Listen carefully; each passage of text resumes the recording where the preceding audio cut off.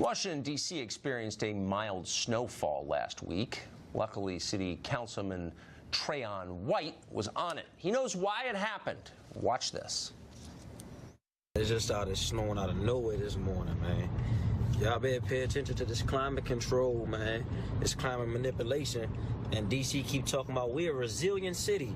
And that's a model based off the Rothschilds controlling the climate to create natural disasters. They can pay for it and own the cities, man. Be careful. Yep, the Rothschilds control the climate. The Rothschilds, of course, are a wealthy Jewish banking clan. They're included in a great many conspiracy theories, but those theories rarely give them credit for the weather. That's an ambitious new twist.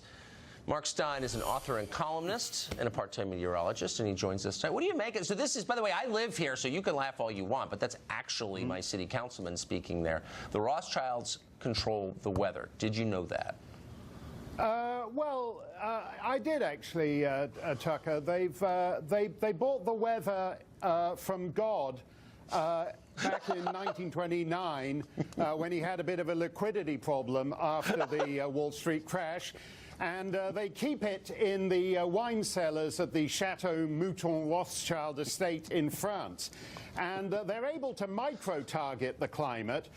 For example, it was light snow in your part of Washington, but I gather in the stairwell of Trayon White's apartment building, he actually had an avalanche just on his floor. That's how micro-targeted the big Jew weather machine is able to be. And by the way, you may think it's a light snowfall, but if you actually examine it, it's actually small pieces of gefilte fish, which is why it doesn't melt. And that's why the Jews control the snowplow business.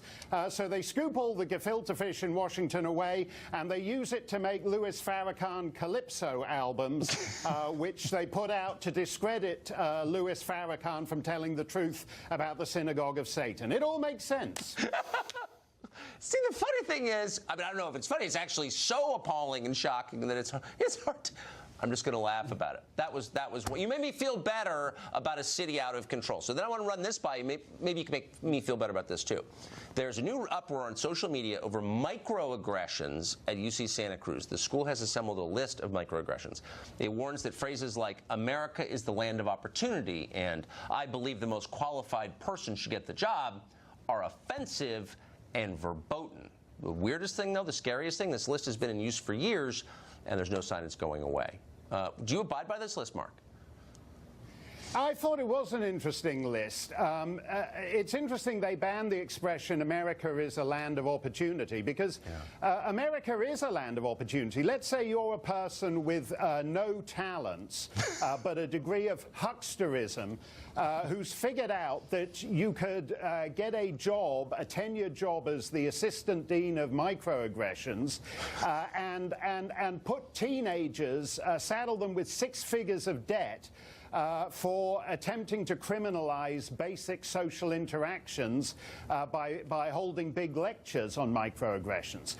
Now, America is such a land of opportunity, you can clean up big time if you do that. If you tried to do that in, say, Sudan, no one will come to your lecture on microaggressions because in Sudan they'd think you were an obvious huckster, and the only people who'd be at your lecture would be a camel who came in to get out of the rain and some guy and his child bride who'd actually taken a wrong turn on the way to the female genital mutilation clinic. So only America is such a boundless land of opportunity that becoming an expert, if you become an expert in microaggressions, young people will saddle themselves with $250,000 of debt just to receive your wisdom.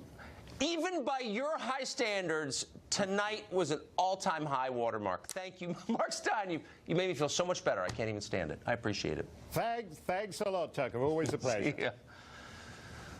Well, zombie regulations from